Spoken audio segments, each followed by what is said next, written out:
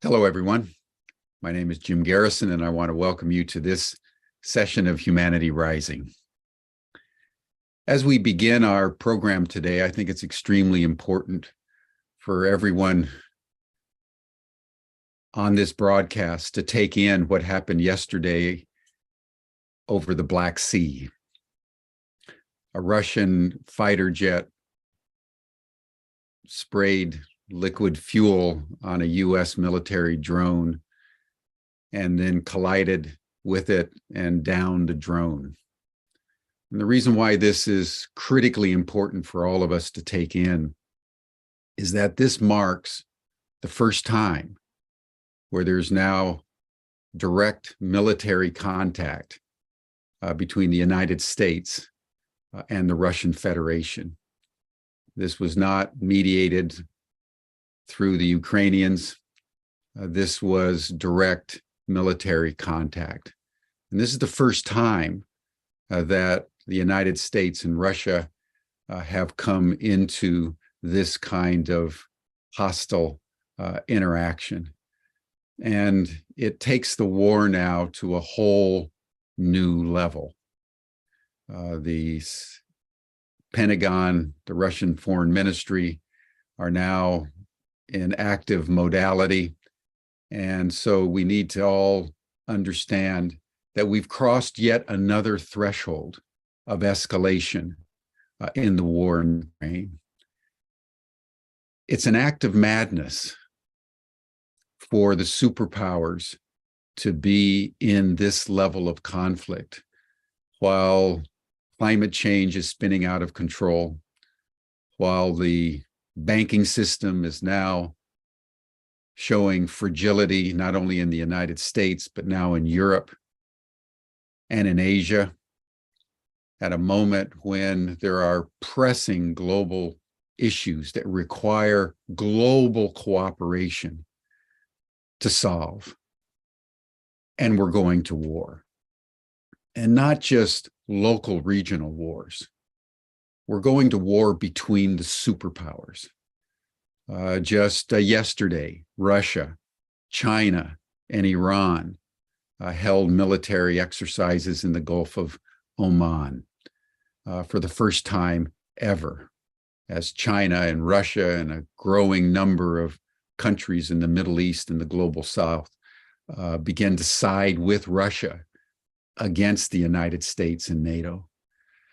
So with every ounce of my being, I just want everyone to take in the escalating dangers that we are in. We're in the most dangerous moment in our lifetime.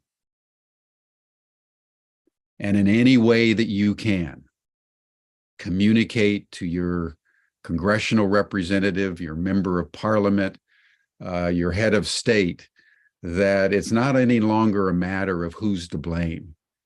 It's a matter of how do we get to a ceasefire and the opportunity for diplomacy to solve a conflict that, if it is not stopped, could be the end of civilization as we know it, because all these superpowers that are now involved have nuclear weapons. And Putin has said that he will use them. The United States has said that it will use them. And we need to take it in. So as citizens of the world, I beseech all of us to take whatever actions we can. I'm actually heading to Washington, D.C. Later today to join a march that's being organized by Code Pink and upwards of 130 organizations around the United States and the world to demand a ceasefire and the initiation of diplomacy. There is no reason why this war has to continue. We can stop this war. We must stop the war. But unless the people demand it, like with climate change, the governments are not going to act. And that's why we're taking the stand here at Humanity Rising about this issue. And as I've said before, Ukraine is not one issue among other issues. Ukraine is the issue of our time. Because unless we stop this war, We're going to make impossible any movement on climate change for a start. And we're going to see the destruction of the global order and the incapacitation of the global community to come together to solve any of our problems. In the face of climate change, going to war is an act of madness. And that's the simplest and truest thing in the world right now. We need to stop this war. The superpowers are now in direct, hostile military interactivity.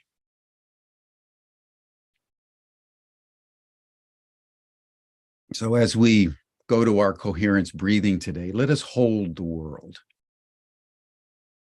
Let us hold the world. Let us hold Joe Biden. Let us hold Vladimir Putin. Let us hold Xi Jinping.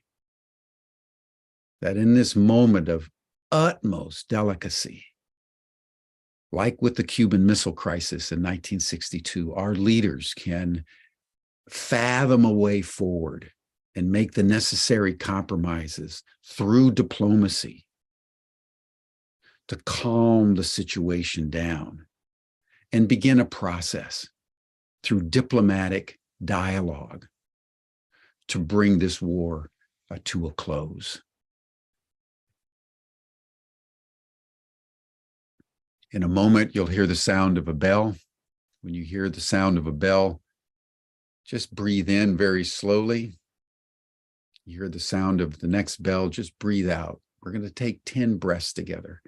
And as I've said multiple times, but I want to say it again, as the chaos externally increases, the most important thing for us all is to figure out through whatever practice you have to increase the internal coherence. Because if your internal coherence is not at least proportional to the external chaos, your stress, the exacerbation of all the tensions in the world become internalized, and you lose control of your capacity to respond to external events with the kind of equanimity and compassion we all need. So as we breathe together on Humanity Rising, this isn't just something nice to do.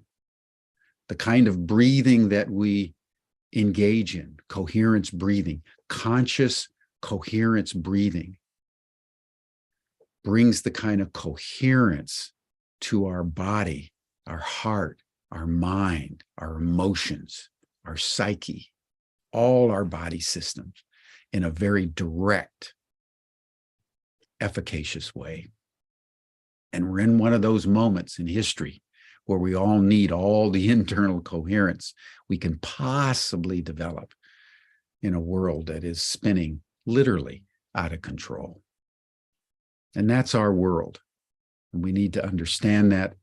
And that's why we're convening this program, which we'll get to in a moment, as an opportunity to develop the kind of coherence we all seek.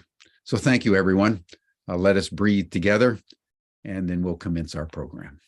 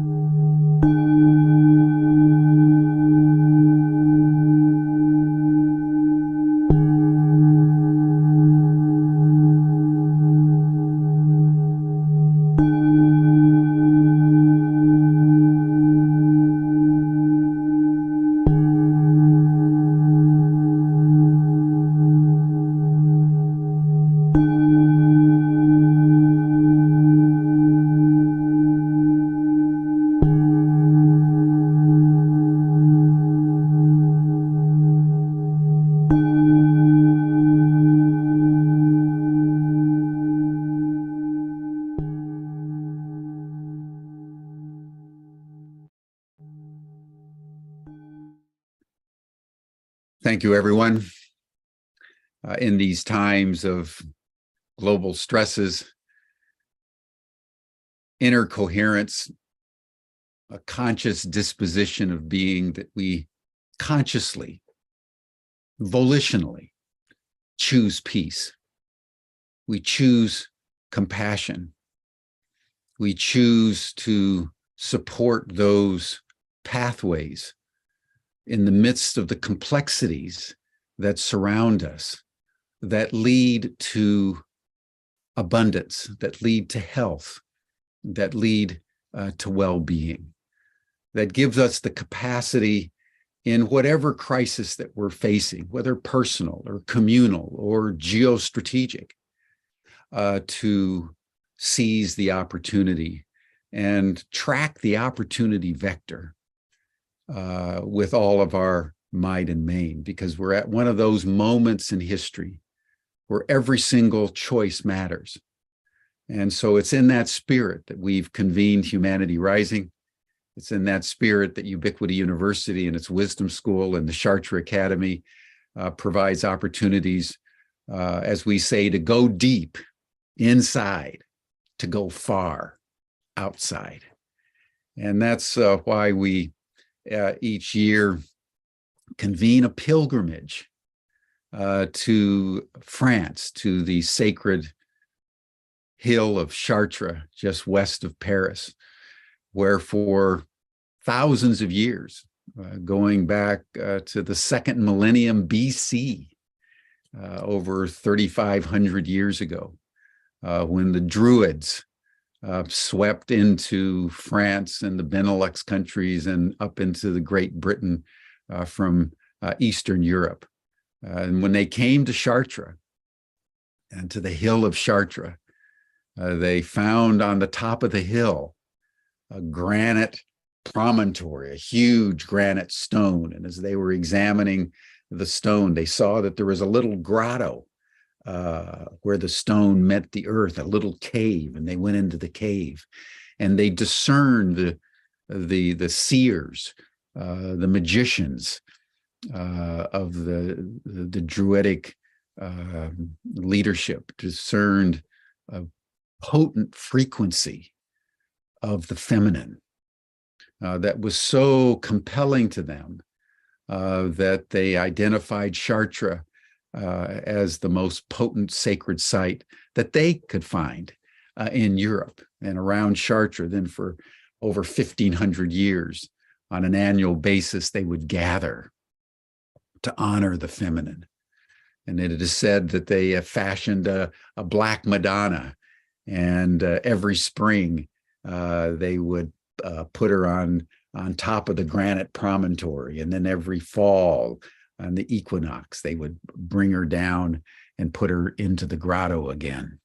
And it's worth just noting that as we approach the equinox, we are at a time where that which is dark yields to that which is light. And since we first went to Chartres back in 2005, a pilgrimage actually to honor the footsteps of Mary Magdalene, who, according to legend, after the events in Palestine with the life and death of Jesus, with whom she had a very deep and an intimate relationship, she went to Alexandria in Egypt for about 10 years, and then from Alexandria made her way across the Mediterranean to France. And while we were there, tracing the footsteps in a pilgrimage with about 40 of our students at the university, we visited Chartres. And we came to understand that the next year, 2006, was going to mark the 1,000th anniversary of the establishment of the Chartres Academy by an Italian bishop, Fulbert, who came to Chartres in 1006 at the behest of the Pope to establish an academy. And he brought with him the Timaeus, one of the dialogues of Plato in which Plato describes the cosmology of the universe. And on that basis, founded the Chartres Academy that built the extraordinary cathedral that still stands today, and began a practice there in Chartres of the teaching the 7 liberal arts that had been developed by Pythagoras, 600 BC, and then refined by Plato and Aristotle, and actually are the basis of the entire Western educational system of the liberal arts. That's now a global educational system. But what the Chartrean masters did is they brought the liberal arts in their purest form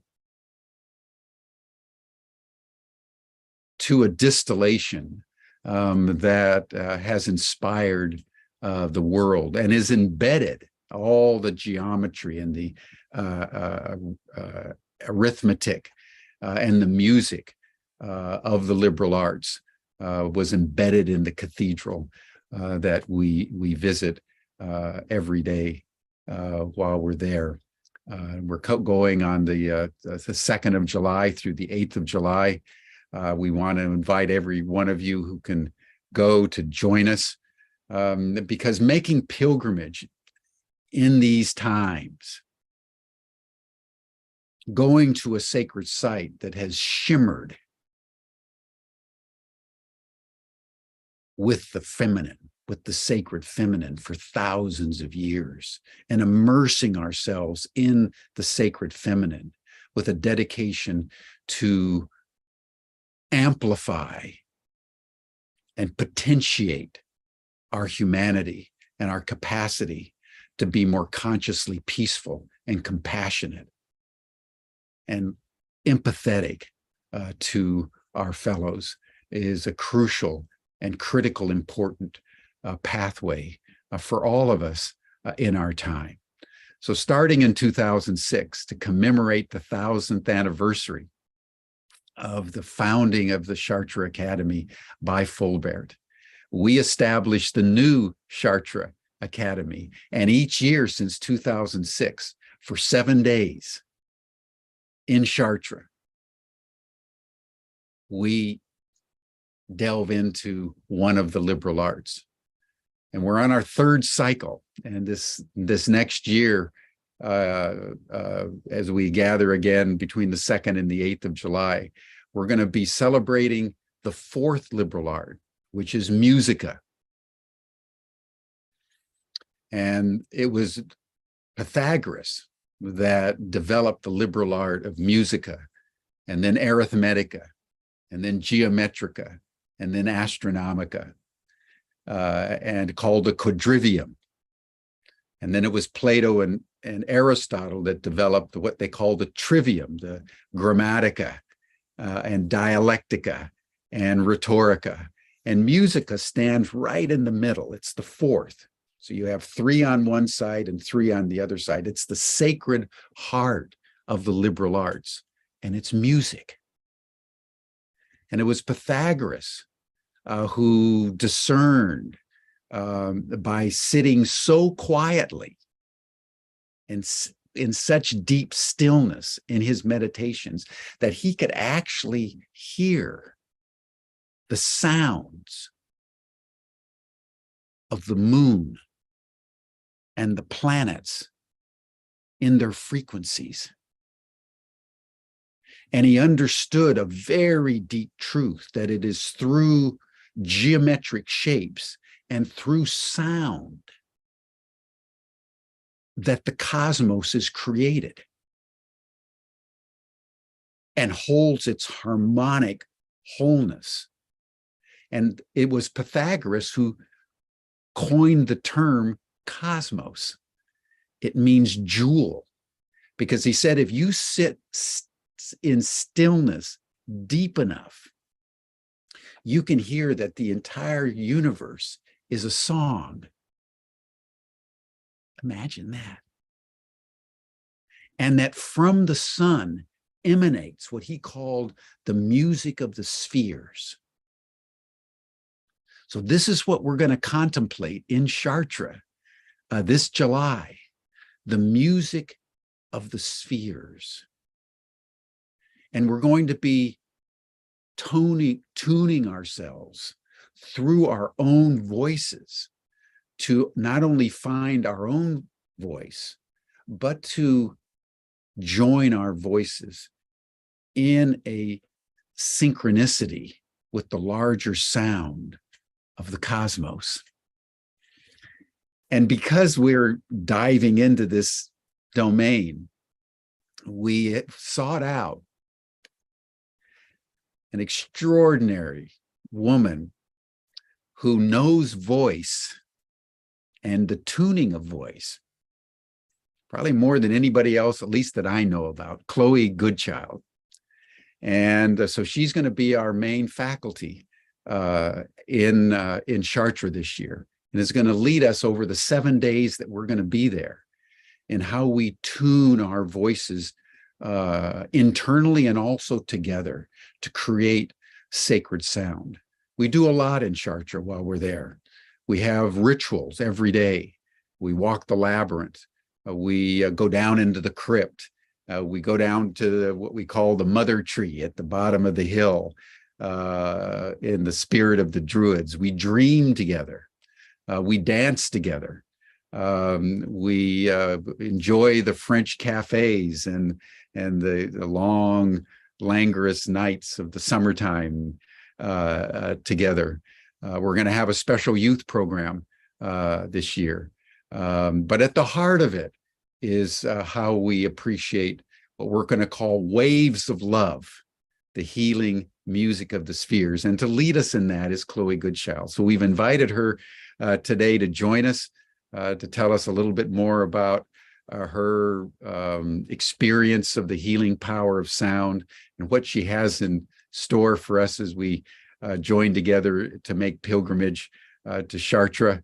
So Chloe, I want to welcome you to Humanity Rising and our Chartres Academy, and turn the program over to you, and then I'll circle back when you're finished. But thank you for joining us, and thank you for your willingness to come and grace us in Chartres.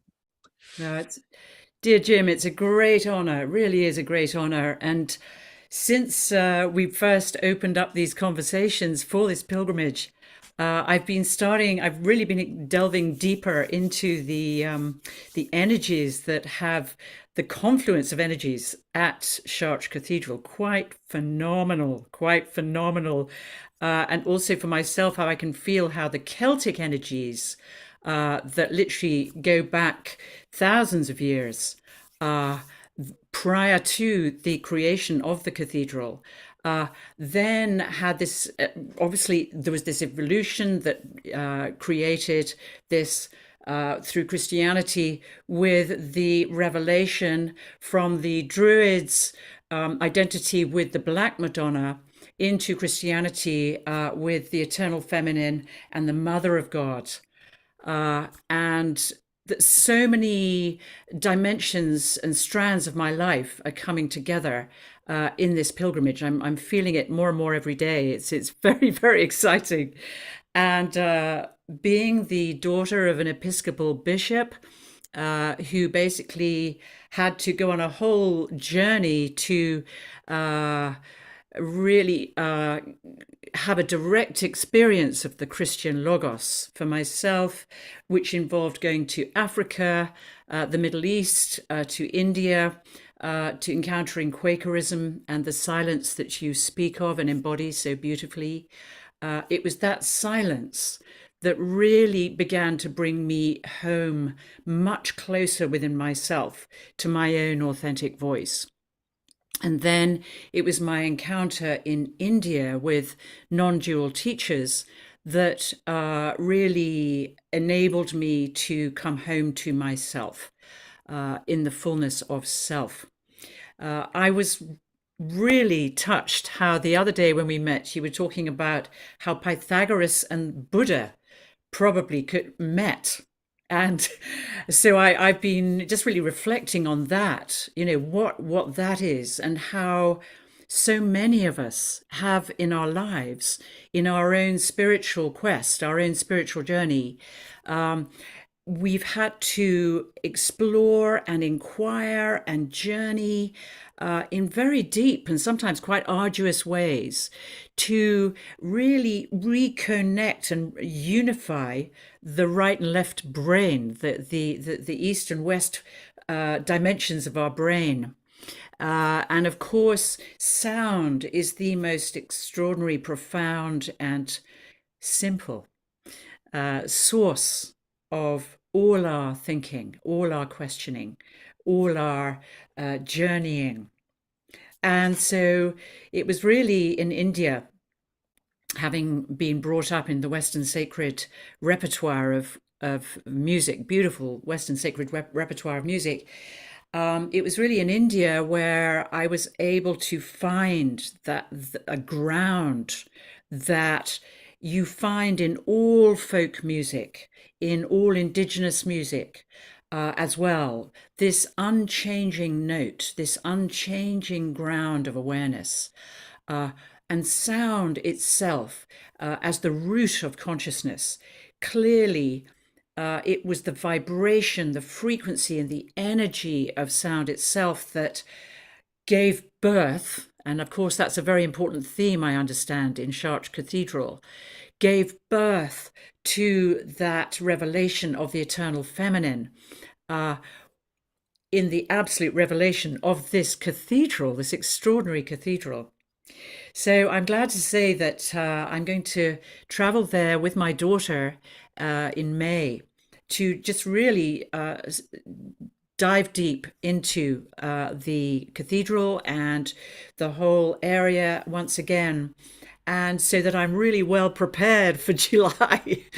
But in the light of this whole fascinating confluence of the sound and music, musica, with the eternal feminine, I feel as if I've come home. This is an incredible community that I've known of for quite some time, and it's just wonderful to be uniting with you all in this journey in July. And so today, there are many different dimensions of our work with the naked voice. The naked voice is the title of the work that I've explored since the 90s, but since birth, obviously. But it was in the 90s that I coined the phrase, the naked voice, because it became absolutely abundantly clear to me that everyone can sing. Everyone has a voice. Everyone is walking around. The majority of that everyone is walking about perhaps with this sense of, I haven't got a voice. Hence the deep conflicts that we have found ourselves as a human species over millennia. And so now is the time. Here we are. It's the spring equinox. And now really is the time in the whole evolution of humanity itself for us to reawaken the voice of the human spirit. And we're talking about that spirit that the Celts, the Druids, who were really the ones who called in the Chartres, the vision for the Chartres Cathedral itself, that connection with the land and with the ground, we must reconnect with our voices from the ground right through the whole body. And this body is what I call a house of song. And the cathedral, of course, is the cosmic version of that. It literally is a wondrous, mighty cosmic presence on the ground. And so as Jim was alluding to, that the pilgrimage that we're making, it has to be one that is an interior experience. So that means a connection with your interior sound and with the question, who am I? Who am I? And how does that sound? just simply to ask the question and to respond non-verbally to that question. Who am I? So that is the interior self-inquiry of the work of the Naked Voice. And it's from that response that the vowels of the human voice, the R, the A, the E, the O, the come in, are birthed into existence. And we have a whole series of practices that are simply sound awareness practices that enable us to really engage with the question, who am I? So I thought we'd explore that a little today. And then the second question, which is more, so these initial interior questions are the practices we name as sound awareness. You're really building self-awareness through sound awareness. And what we're doing there is also generating and a very conscious, compassionate relationship with the egoic mind. And just really encouraging it to relax and to understand that it's in service to the soul. It's not the dominating, controlling decision maker of the soul. It's in service to the soul.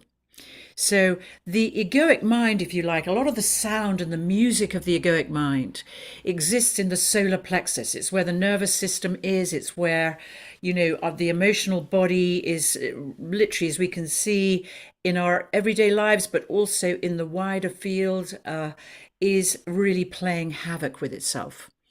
And so our work as sound practitioners is to really make our peace with and assist the egoic mind, the individual, the local and the collective local mind, to remember this unchanging sound again, to remember the sound before thought, the absolute source of existence that is right there in the crypt of Chartres Cathedral. And so the sound awareness practices, we connect those with sound intelligence practices, and those are connected more with the, if you like, it's the heart center where we're inviting the ego to really listen into the language of the heart, the devotional heart, the empathic and intuitive heart. And so once it understands that it has that new job, the soul of the individual can start to flourish in an embodied way. It's grounded, it's embodied, and it can start to sing its truth, sing its love.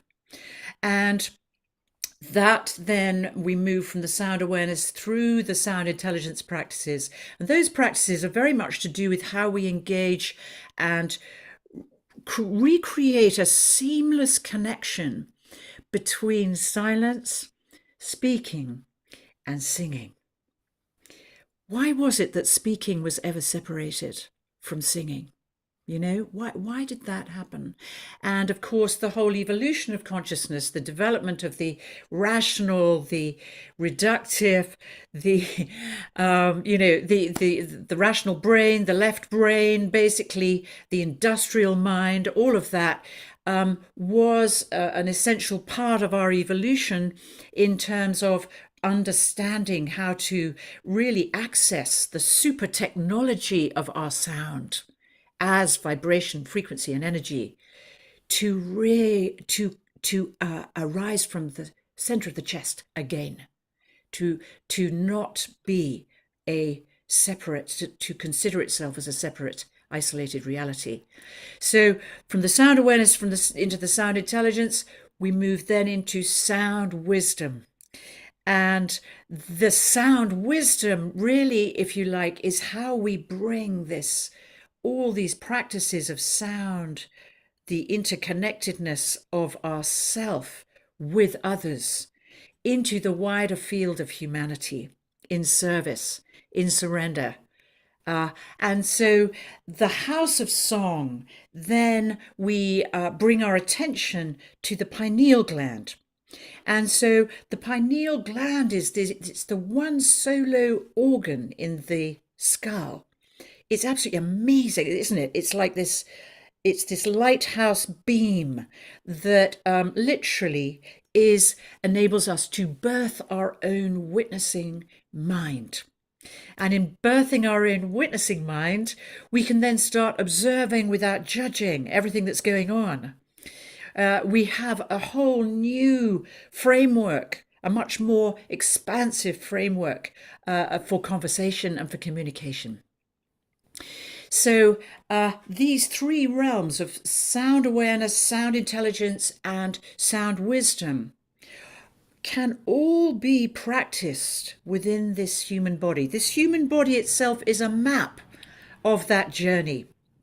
Some of us, we're very strong in the witnessing, observing mind. We love that, but we may be ungrounded. We need to bring the awareness down. And sound, we can receive sound from the cosmos and we can bring it down. We can descend it down into the earth, into the solar plexus. And we know that the sun is the absolute life force and over presiding presence of this musica, which is fantastic because we're really going to be inviting the sun energy into the belly to strengthen the sound from there, and then to start flourishing through the heart center, and then into the more rarefied frequencies of the crown. Well, many of us will be aware, of course, of the chakra system, of the energy system that very conveniently, thank you God Almighty, rises and falls right up and down through the center of the body. And that basically, in the center of the body, we find ourselves at the throat, at this point of what we call all-inclusive love. But what I'd like to do right now is just for us to sound together, to sound a little, and then to come closer in to explore the sounds of this house of song. And that probably is as much as we'll have time for today. But before I begin, I'd like just to share with you a poem which for me is so resonant with the image of Chartres Cathedral today, and also with the presence of the Sacred Mother, the Sacred Feminine, all over the earth. And this poem is called Annunciation. Even if I don't see it again, nor ever feel it, I know it is.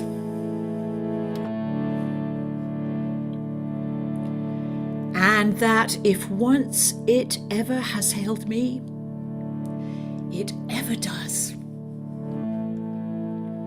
And so it is myself I want to turn in that direction. Not towards a place, but it was a tilting within myself. As one turns to a mirror to flash the light to where it isn't. I was blinded. I was blinded like that and swam in what shone at me.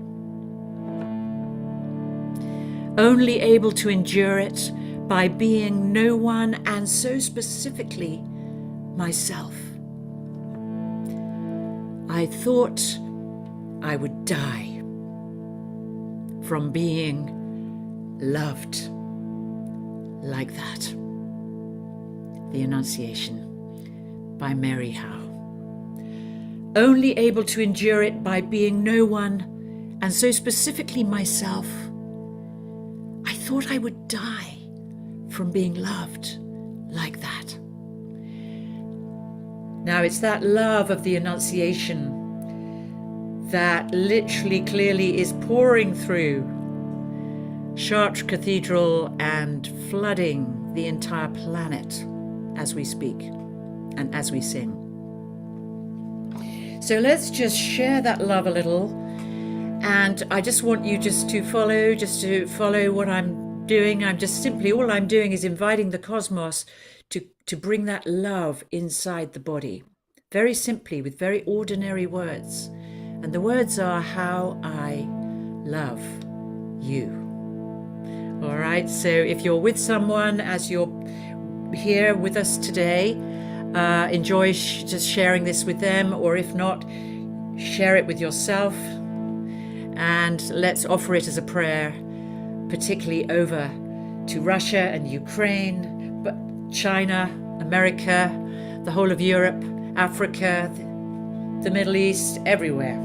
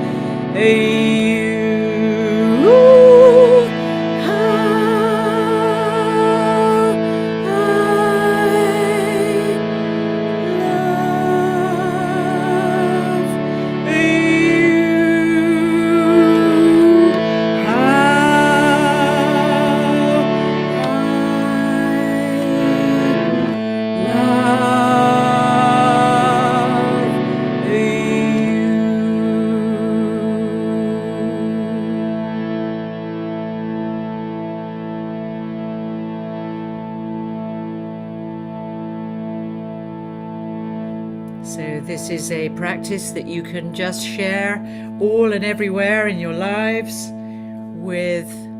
in the street, at the checkout counter, wherever you are.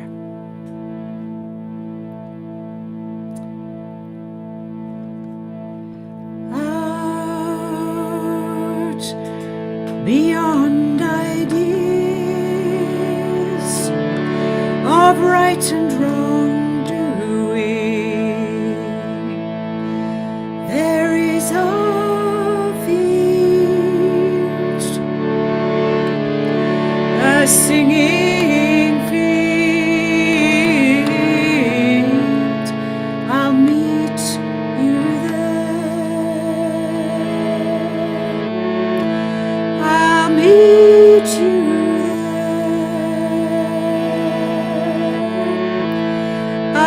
meet you there,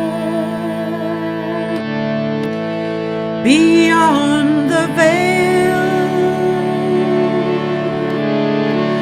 of separation,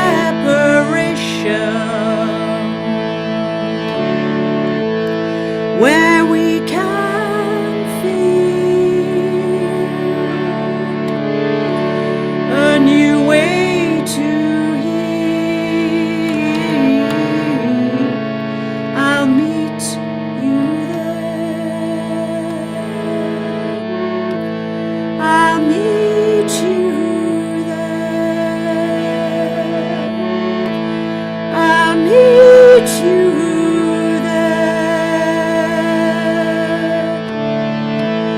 beyond the walls of isolation. There is a space, a way of grace. I'll meet you there. I'll meet you there. I'll meet you there.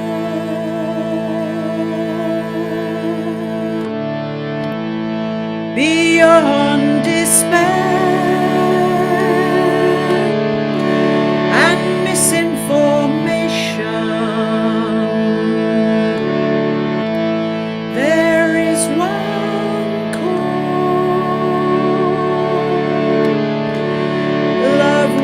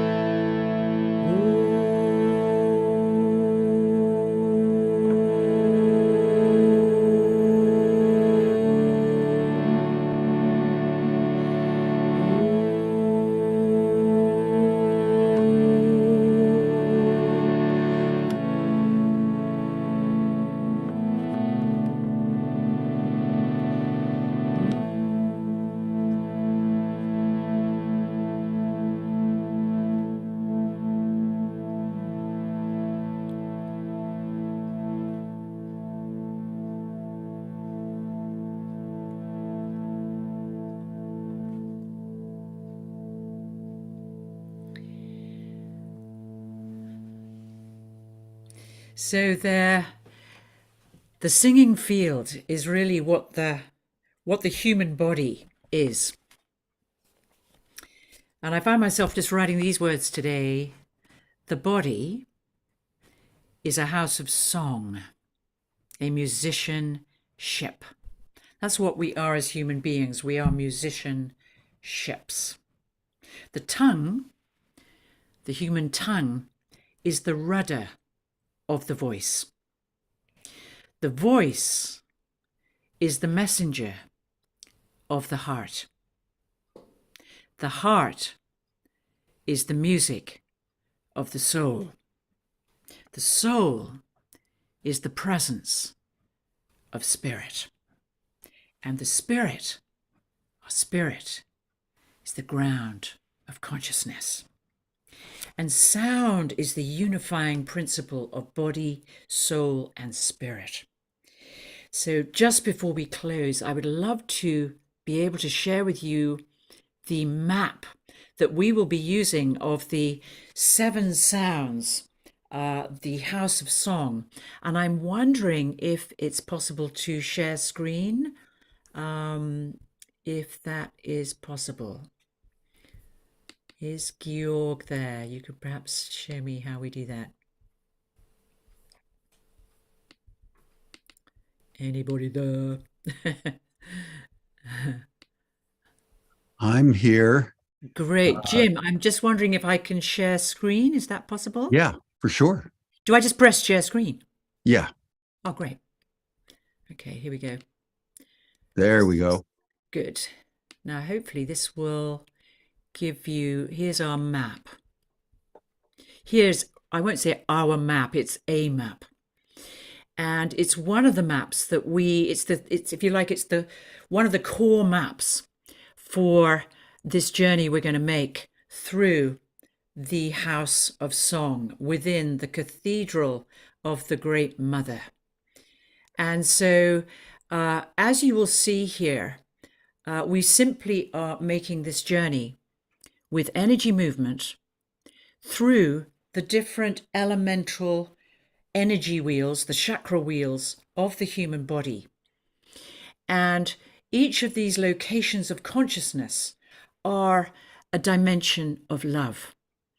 And you may find as we make this journey together that you'll be finding your own language for this.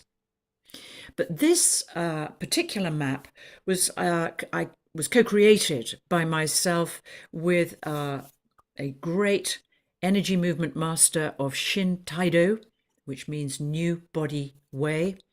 And we spent 25 years distilling and distilling and distilling our respective research to come to this very simple map of consciousness and a map of love as it journeys through the different elements of the human body, the different energy wheels of the human body.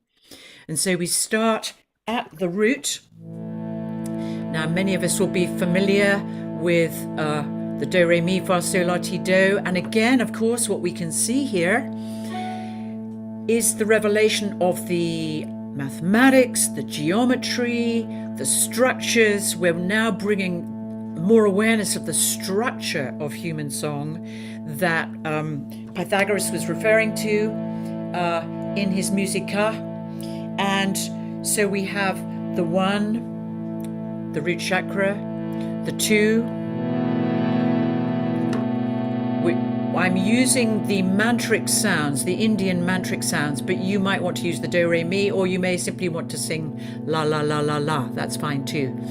And I'm just going to travel with you from the root, the 1, sa, and the energy movements will be assisting us to feel into these different locations of love as we move through the human body, and with sound and with song, with poetry, with chanting, with mantra, with free expression, we will be finding as many ways as we can of understanding these different locations of love together, assisted by the Great Mother within Chartres Cathedral.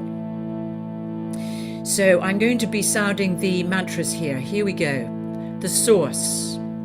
And the mudra is standing in emptiness. Sa.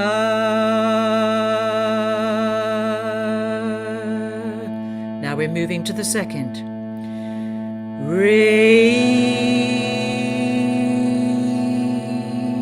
So a very strong connection between the root moving into the second. Spreading light. The mudra is called spreading light. And your hands become like laser beams as that light shoots up. Re into, and there we encounter duality. Love as a conditional force. Relationship. Moving up into the solar plexus. We bring our hands together, soft fists, gathering energy like we're sitting on a horse. Ga, and we're strengthening the solar plexus as we connect with the instinctual love. So we're gathering the energy there as you would if you're sitting on a horse. Ga, and these first 2, 3 are so powerful. 1, 2, 3, they are the first trinity of experience. We refer to each of these 3 very powerful power centers in the body. So if you like, that is the instinctual realm of love. The realm of love that is involved in my will.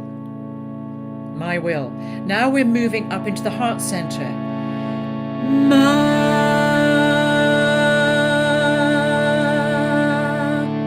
And the hands open out in offering, spreading, offering, and offering flowers. This mudra is called. And you'll feel as you sound that ma. Isn't that interesting? The word is ma, the mantra. Ma, matrix, magic, magnificence. The heart center, intuitive love. We're moving into the realm, the deeper soul realms of heart love, offering yourself into the 5th interval, pa, the throat.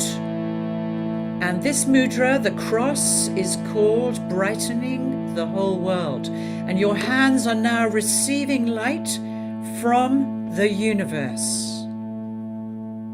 These are very powerful sword movements. And when you actually practice your sound and embody your sound in this way, you start to experience love, the wider spectrum of love in all its forms as they interconnect through your body, through soul into spirit. We're now moving up into Ta, the 6th musical interval, compassionate love. And what happens there is you bring your sword down in front of you. It's a very powerful mudra. Compassionate love, the diamond mudra. And you're looking right to the edge, from your pineal gland to the edge of that invisible sword in your hands. As you move on up into, and from compassionate love into Ni, the 7th interval, mystical love.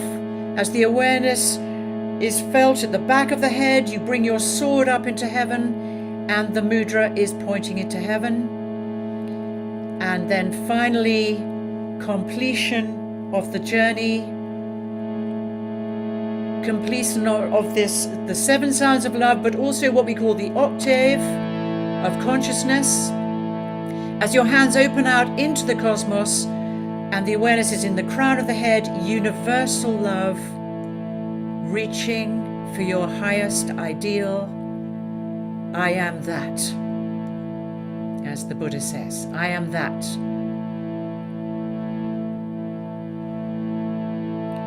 So I'm just going to slowly descend down, and when we will obviously be practicing these with all kinds of accompanying songs, devotional chants to the mother, poetry, mantra, really linking the rivers of the Celtic with the Gnostic Christian, with the Great Mother, the eternal feminine herself, as Gaia, Earth.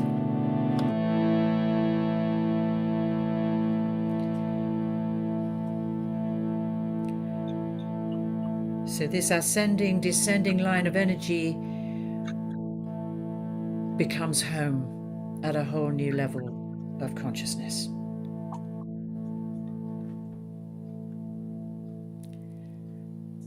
That's maybe enough for now, I think.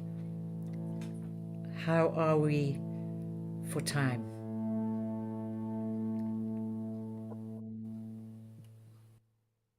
We're good. If you want to take a few more minutes to wrap up, and then we can have a dialogue. That's great. I would love that. I'm just going to disappear this. I think if I can do that.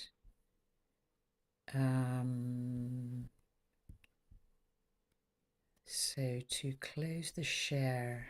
Just close the share. You see the, I think it's at the top of your screen. Got it. There we go. There we go. Great, great. Well, dear friends, that is just a little tiny whistle-stop tour of the journey that we're going to be making, and the presence of the Greek musical modes will be with us also. I've made a whole album of songs in the different musical modes, of which there are 7 musical modes. So 7 just keep showing up in our lives and at this time as we collaborate together. The 7 musical modes for which, yes, we will be exploring then how we can transform the fleeting emotions of the ego into deeper human states of human feeling, much deeper human feeling together, and how our voices can really make that happen. So that when you leave Chartres, when you leave at the end of those 7 days, you'll be leaving with a voice that is fully embodied, a voice that is really ready to shine out, to speak out, to give voice to truth in the world without fear, without separateness, in the presence of the loving presence of the Divine Mother. Thank you, Jim.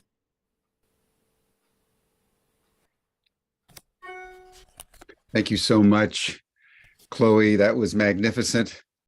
And just take in, everyone, that for 7 days, around the 7 chakras and the 7 aspects of our beings, will be developing, tuning and toning with these different frequencies, all separately, but all taken together and enveloped in its totality within the sacred feminine frequency that emanates literally from the earth itself there in Chartres.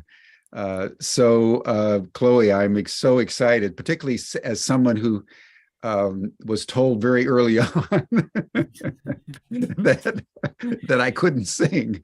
I think this will be my first experience in a musical immersion to learn to somehow find my own voice. Well, Jim, I just have to tell you, I'm not the person for you to say something like that to. I've never met anyone who could not sing. So, and, we have to forgive our parents and our grandparents and our ancestors for, certainly in the Western world, for this absolute anxiety about and terror of singing, in fact. And I think that's what's so precious about the Pythagorean and the liberal arts and so on, is that music is ennobled. Yes. It's really restored into its rightful place within the whole educational process of the human psyche. Yes. Well, I appreciate that, and it's in that expectation and with your confidence that I will join Yeah. you in Chartres this year. But let me ask you some questions just to probe more deeply into your understanding of this very deep Mm, intuition that Pythagoras had, mhm, that sound is somehow a foundational matrix for being itself.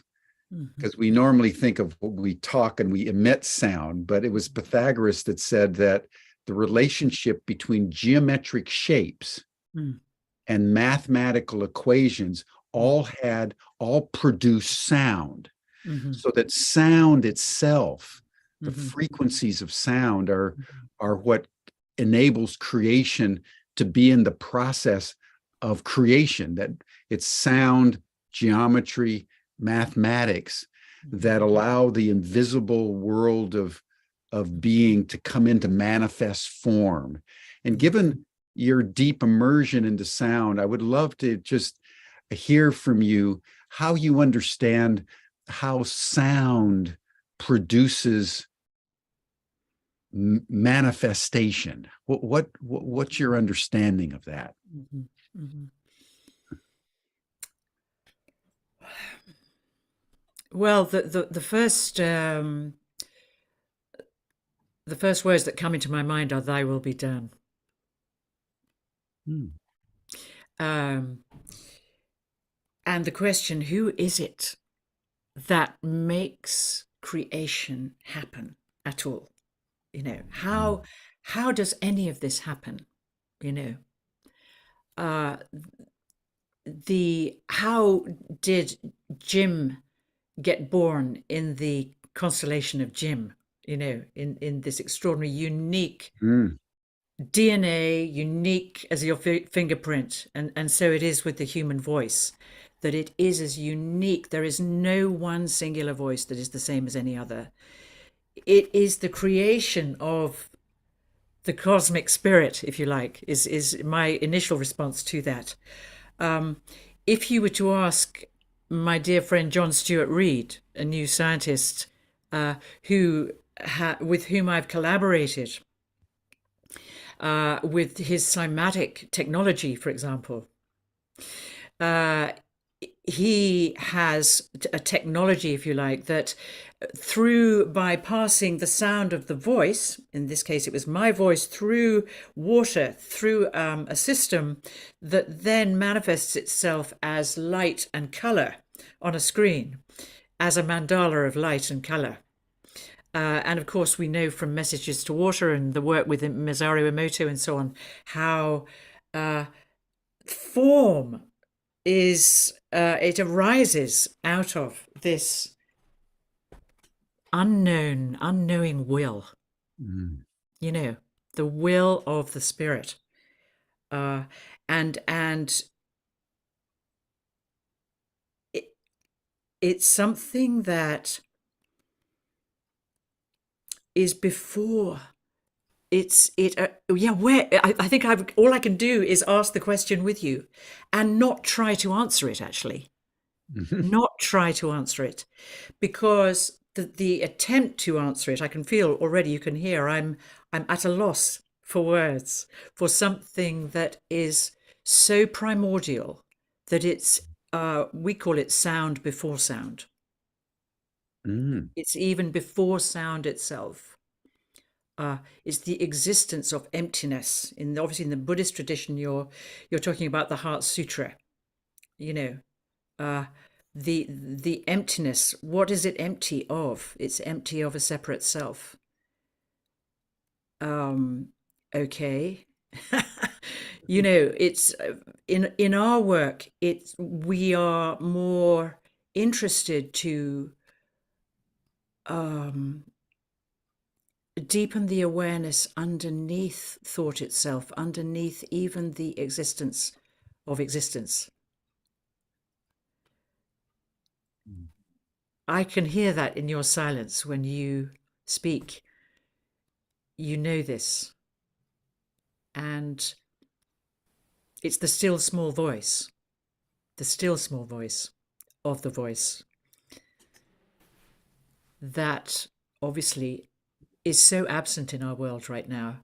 Or it's not absent, it's very present actually. It's so absent it's present. So we're working here with we're dancing with the corresponding forces, with opposites, with I'd be interested to hear what other people would respond. Yes, well, there's active conversation in the chat, and I think um, uh, the well, just take one from Kim Kerrigan.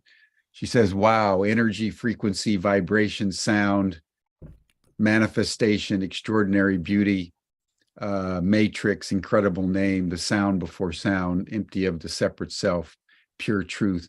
I am love." And I think what you're pointing to is that at that level, at that primordial level, Right. everything coheres as one. And out of that somehow comes the many. Yes. And sound is just an inextricable part of that perpetual creativity. And we Right. really don't know how. We Yeah. know that it is, but we don't know how it is. Exactly. But we do know that we have not taken care of it. That's for sure. You Yes. know, we know we haven't taken care of it. We don't find it in our schools, and we don't find there's about 80% of the population minimum walking around in separateness, fear, and with this delusion that they have do not even have a voice. You know, and we can see that just witnessing that, watching the huge diaspora of migrations and people just homeless now, traveling around. But all of that is music too. It's almost like you can. I have a sort of sense of Gaia. The energy of Gaia, the cosmic field, all going. Wow, this is really cool. Look what's happening now. We experience it as the sound of suffering. The whole spectrum of human emotion is being played out, as you described at the beginning of this session, in such horrendous ways. Horrendous ways that the voice, nothing short of the collective, conscious collective voice, can really come forward to redeem. And I don't know whether you know the story, or everybody in the audience knows the story of the singing revolution. Tell us. I'd love just to flag that up, because this is my dream for the planet and for the cosmos, for these times. Tell us. In Estonia, they right through the 1990s, and before that, this country was literally, and maybe people in our community here who are aware of this, maybe even were there. The country was just constantly decimated. People were razed to the ground, thousands of people being killed, slaughtered all over the place. Nazi, whatever the oppressing force was at the time. And so then what happened was Gorbachev came in with perestroika. And I think you know Gorbachev, do you? Of course, I knew him well. I just remember that. He came in. If only America had listened to Gorbachev. He said, let's give the people their rights back, And because Estonia has this extraordinary folk library, this blew my mind. And every regime that was basically oppressing them had said to them, they'd said, okay, you can carry on with what you're doing, but we have to have our singing festival every year. And so singing is so completely non-threatening in the way that we've been taught it, that the leaders said, fine, you can have your festival as long as you sing our words. But what was so awesome was they said, okay, we'll sing your words, but we need to be able to sing our melody lines. and they were still able to sing their melody lines. Now, what that taught me was that the melody lines, these permutations of these different musical intervals, the relationship, the constellations of different musical intervals, create such magic that it gave them the coherence that you were speaking about earlier to just stand and be present non-violently. What happens was Gorbachev says, okay, free speech. They went, right. You want free speech? They sang. Hmm. They sang. They sang the oppressive regime out of the country. And this is an extraordinary story. And it's very interesting that not many of us know about it. But you can actually catch it online if you just Google the Singing Revolution. You'll find it there. And it's like a YouTube or something like that. I think you can get it because people don't seem to use DVDs anymore. So I really encourage everyone to watch that because it is utterly mind-blowing.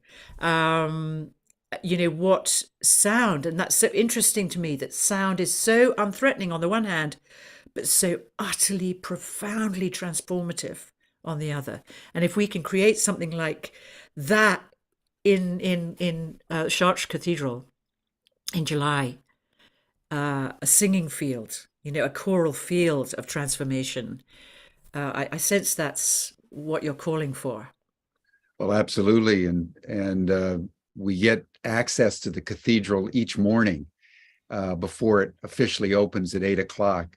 We're allowed to come in and to do sacred practice, and I know everyone is really looking forward to how we blend the movement of the body with the sounds of the different chakras, in different parts of the cathedral, because the whole cathedral was designed as what the Chartrean masters called a music box.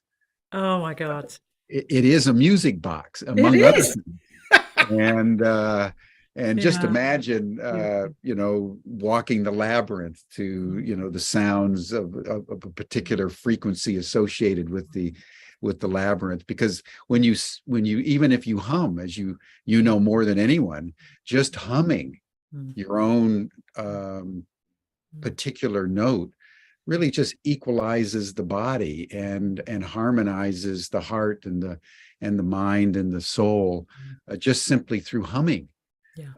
So every time we emit a sound, it's the logos. In the beginning was the word, and the word was with God, and the word was God. Yes. And without the word, nothing was made that was made. Yeah. Talking of which, everybody must read Jonathan Goldman's The Humming Effect book. It's the most brilliant book about humming. It's really brilliant. Well, as we close, let's just pause on humming, because many people may feel that the chakras may be a little bit inaccessible and so forth and so on. But you're absolutely right. Just humming enables you to create your own sound. Exactly. When you make your own sound, you just naturally harmonize all the disparate aspects of our body. So speak to us for just a few minutes about the salutary effects of just simply humming. Well, according to Jonathan and various other people, Jean Bollier as well, the act of humming actually activates the nitric oxide up in the nasal passage in the bone. And so that's one thing, and that's very, very immunizing for the body. It's a brilliant immunizing medicine for the body, because when you release that nitric oxide into the body, it's just naturally in the body. It's very, very healing for the whole body itself, which is amazing. Why didn't no one tell us about that? And then, of course, what it does is it activates all the music in the bones. Obviously, we've been told across the ages ancestrally about the sound and the energy of sound, and the wisdom of sound is held, and the memory of sound is held in the bones. And of course, the humming again has a The very, very memory of sound is held in the in the bones. bones. In Yeah. the bones. Yeah. Yeah. Yeah. Yeah. Wow. That's, isn't that cool? Yeah. So it kind of, in some way, explains why we, you know, why our children or our parents, there's a kind of connection with the sound of the familial line. That doesn't necessarily mean that that is the ultimate sound of who you are. Um, but it's, yeah, I must think about that some more, actually. That's really interesting. Um, how the music that is in the body uh, exists very strongly, in some families and not in others. It's interesting. You have like musical families where that musical memory is really known, is really Mm, felt and mm, known and shared. mhm, Um, mhm. uh, in the indigenous world, it's very, very strong. Oh, we've got Yes. somebody lovely message here. The bones vibrate at 32 hertz and are supposed to be flexible. Now, yeah, there's a whole Yes, pliable. What makes it stiff is fear. Yes. So the humming disappears fear, as far as I can tell. It's got to be intentional humming though. It's not just like, I mean, lovely humming when you're just like shopping or whatever. It's all of it's wonderful, of course. But to actually do it really in intentional ways, as Jonathan has really delivered in this fantastic book, um, is it's just profoundly healing, and it also connects with the original sound of the voice because you can actually hear what pitch your voice is most at home with the humming too. Mm, mm, mm. Um, And that that's leads you to your particular unique sound. sound. Exactly. Yeah. There are several ways that we'll explore as to how you find that sound when we get to Chartres, because even through the speaking voice you can find it. Because a lot of people say, "All right, well, I'm not going to sing," but if you actually simply just take away the simple practice of having somebody ask you what's your name, all right? So if do you want to just try that with me? Just ask me what my name is. What's your name? Chloe. All right, so it's totally ordinary, totally ordinary. Chloe. All right, so that's how it came out. Chloe. So that's my programming, my person, that's just how my personality showed up today as this human being programming called Chloe. Chloe, right? So it's quite, you can pick up 1,000 thoughts just from what this programming is doing in response to the question. But what's more interesting is what's behind the face. So Chloe, so if you actually close your eyes and then start listening to the sound, and for me, it's more like going back more inside your body. So now you take away the consonants and you're just back with the vowels. Oe, oe. Right now, I'm starting to hear the pitch of the original spoken word. Hmm. Oe. And now I can hear there's an energy in there uh, that actually is more of a singing thing than a spoken thing. It's more like a kind of bardic utterance, and it's moving more into Chloe, Oe, oh. Then if you extend the vowels a little bit further, Oe, Oe, you can hear it slightly changed. The pitch is slightly Hmm. changed. Oe. Chloe. Oh, there's a lot more in there once it Mm. starts seamlessly connecting with its singability, with the song that's inside the spoken word. So, in a sense, what we're doing there is we're moving from ordinary speak into poetic, into bardic, which the Celts obviously love, the Druids would have loved that, and back even further to the source of sound itself. Oh, Chloe, oh. And then you can find that as a pitch. You can start to, but it's totally effortless. And then you can go, who is that? Mhm. Who is that? Where is that sound coming from? So we have just a very simple question like that. Who is that? Who is Chloe? You know, uh, and then even more important than the sound itself is the quality of silence it leaves behind.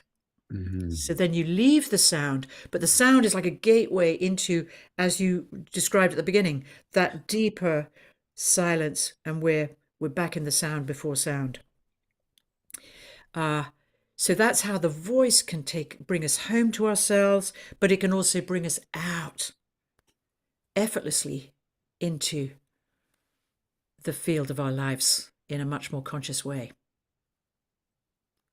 Thank you so much, Chloe. You're opening up the magic and the mystery of sound. And I really want to thank you and invite all of you, everyone, to consider coming to Chartres. And just imagine if one time in your life, over a 7-day initiatory process that's convened actually in the spirit of the Eleusinian mysteries of ancient Greece, you find your sound, you find your voice. And through that awareness, you come into deeper understanding of who you most essentially are, because that's the point of pilgrimage. You know, we leave some place and we go to a sacred site for transformation. Yes. That's why we make pilgrimage. Yeah. And we are going to be in a transformation box, in a musical box, led by one of the great masters of our time, to find our own voice. That's Oh going to be my, so exciting, Chloe. I'm just very, very grateful to you, and really looking forward to being under your tutelage for those 7 days. well, absolutely mutual, Jim. Thank you so much. It's a great honor to be traveling with you. I feel I can feel from also the way you're describing it how pilgrimage and the voice of humanity is really the conscious voice. Finding the conscious voice of humanity is an imperative. It's an imperative now. Yes. Now is Yeah. the time. Now is the Yeah. time. We have to find our own voice, and we have to find our collective voice. Yes. If we can Yes. make that heard, the Yes. governments will listen. Yes. Yes. Well, either that or they'll just dematerialize and it'll be fine. Let us hope. Let us hope and pray. Transformation has many ways. Thank you so much.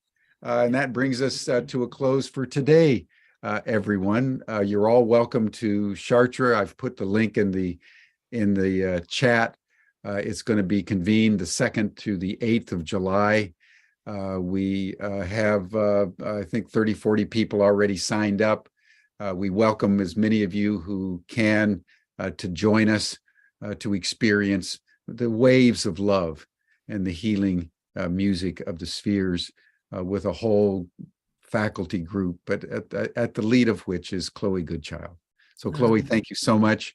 You're all welcome now to the after session chat. You'll see the link in the chat box.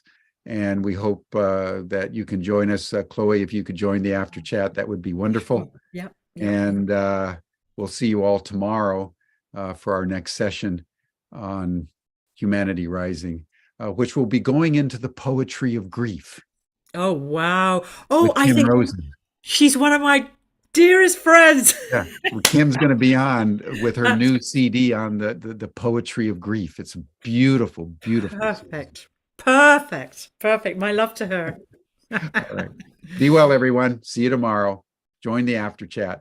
Bye for now.